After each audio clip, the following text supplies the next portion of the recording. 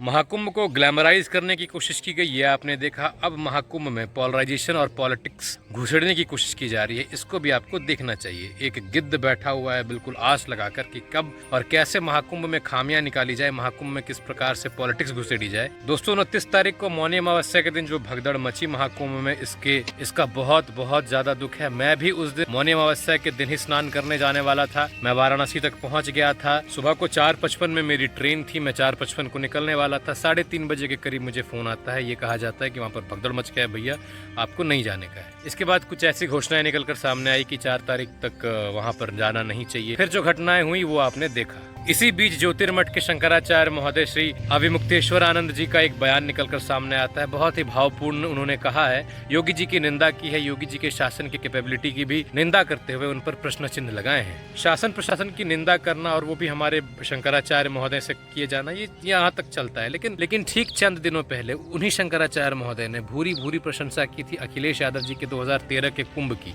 उन्होंने ये बताया कि 2013 में वो शंकराचार्य नहीं हुआ करते थे, वो ज्योतिर्मठ के कार्यकर्ता हुआ करते थे। उस वक्त की जो सरकार थी उन्होंने आकर इनकी सेवा किस प्रकार से की थी इसको डिटेल्स में इन्होंने समझाया था। और भगदड़ का जिक्र करते हुए इन्होंने कहा है कि ये सरकार जो वर्तमान की सरकार है, योगी जी की सरकार, इस सरकार ने भगदड़ की बातें, कैजुअलिटीज की बातों को छिपाया है, जबकि ऐसा कुछ नहीं है। क्योंकि हम जैसे आम इंसान को प्रयागराज से 150 किलोमीटर दूर वाराणसी में ये मालूम चल गया 5 बजते बजते 4 बजते बजते कि वहाँ पर कैजुअलिटीज हुई हैं, तो क्या गुरुवर आपको वहाँ नहीं मालूम चला प्रयागराज में होते हुए भी? और बात रही जहाँ तक छुपाने की, तो योगी आदित्यनाथ ने जैसे ही ऑफिशियल कंफर्मेशन आई वैसे ही ये तुरंत लाइव पर आए, मीडिया के सामने आए और अपने दुख को व्यक्त किया। लेकिन वहीं अगर हम 2013 के महाकुंभ की बात करें, जिसकी आप बहुत ज्यादा तारीफ कर रहे हैं, शंकराचार्य महोदय पहले मैं आपके चरणों में गिर के आपसे क्षमा याचना करता हूं कि मैं आपके नाम में ये संबोधन दे रहा हूं। मेरी उतनी हैसियत नहीं है कि मैं आपके नाम संबोधन दे सकूं, लेकिन कुछ जो मुझे लग रहा है, मुझे खटक रहा है, वो मुझे बोलना है। 2013 के महाकुंभ में अखिलेश यादव जी की सरकार थी और महाकुंभ में ऐसे ही भगदड़ मचता है, 42 कैजुअलिटीज होती हैं। और पता है अखिलेश यादव जी सामने आकर किस बेशर्मी से सारी चीजों को जस्टिफाई करते हैं और ये कहते हैं कि सारी व्यवस्थाएं पुख्ता थी लेकिन फिर भी ऐसी चीजें हो गई, फिर भी ऐसी चीजें हुई, इस बात का तो जिक्र ही नहीं किया उन्होंने। ये सुनो आप मीडिया क्लिपिंग। मीडिया ने भी इस बात को कहा कि कुंभ की व्यवस्था, कुंभ का इंतजाम बहुत बेहतर है, और लोगों ने इस बात को भी कहा कि जो भी गया स्नान करके आए और अच्छी तरह इंतजाम उसको मिला। वहाँ पर हम लोग लगातार सरकार की तरफ से जो व्यवस्था होनी चाहिए थी, सड़क की, पुल की, दवाई से लेकर के बिजली और पीडीएस से लेकर के जो खाने पीने का सब इंतजाम बेहतर किया है। शंकराचार्य महोदय, विद ड्यू रिस्पेक्ट मैं आपके चरणों में गिर के आपसे कह रहा हूं कि क्या आपने इस वीडियो को नहीं देखा? क्या आपको ये सारी चीजें पहले मालूम नहीं थी? आप किस प्रकार से, किस बात की तारीफ कर रहे हो अखिलेश यादव जी की? क्या अखिलेश यादव जी ने आपके पैर पड़ लिया? अखिलेश यादव जी ने आपको अपने सर पे चढ़ा लिया, आपको मानने का ढोंग रच लिया, स्वांग रच लिया?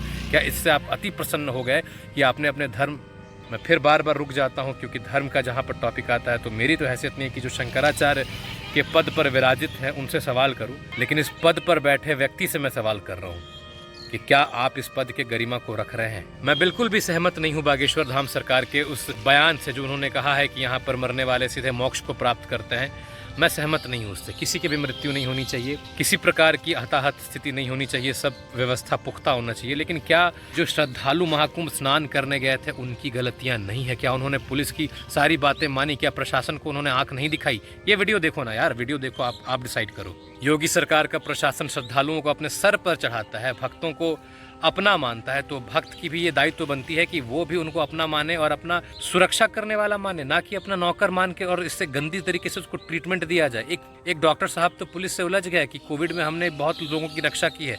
अरे भाई, कोविड में आपने रक्षा की है तो क्या महाकुंभ में आप उन सारे लोगों का जान हरने का हकदार बन जाते हो? देखते अगर योगी के अलावा किसी और की सरकार होती और आप उसके पुलिस से ऐसे उलझते तो पिछवाड़े डंडा डाल दिया जाता आपके। दोस्तों, बहुत ऐसे वीडियोज निकल कर सामने आई जहाँ पर बहुत सारी चीजें, गलत हरकतें हुई हैं।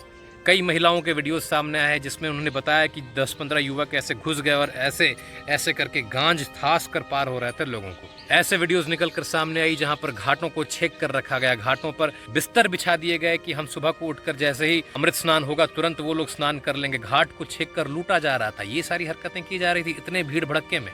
अपनी गलतियां लोग देख ही नहीं रहे, अपने आप को क्लीन चिट दे रहे हैं, केवल और केवल प्रशासन पर गलती मढ़ा जा रहा है। दोस्तों, प्रयागराज एक जिला है, एक जिले की कैपेसिटी 7 से 8 लाख की, मैक्सिमम 10 लाख की आप मान सकते हो। लेकिन वहां पर अगर 30-40 करोड़ लोग ठूंस दिए जाए तो वहां की व्यवस्था क्या होगी?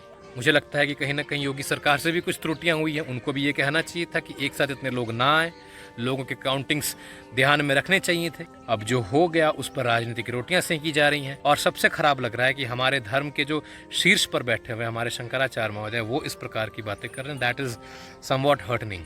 और इसके बाद कई ऐसे वीडियोस फ्लैश करवाए जा रहे हैं जहां पर हमारे सनातन धर्म गुरु इन शंकराचार्य महोदय के शंकराचार्य होने पर सवाल उठा रहे हैं। आपस में ही द्वंद्व छिड़ी जा रही है। इस चीज़ को रोकने की बहुत आवश्यकता है। ये चीज़ नहीं होना चाहिए। महाकुंभ है, संगम है, यहाँ पर बिखराव नहीं होना चाहिए। इस पर आपकी राय क्या है? कमेंट बॉक्स पर जरूर देना। वीडियो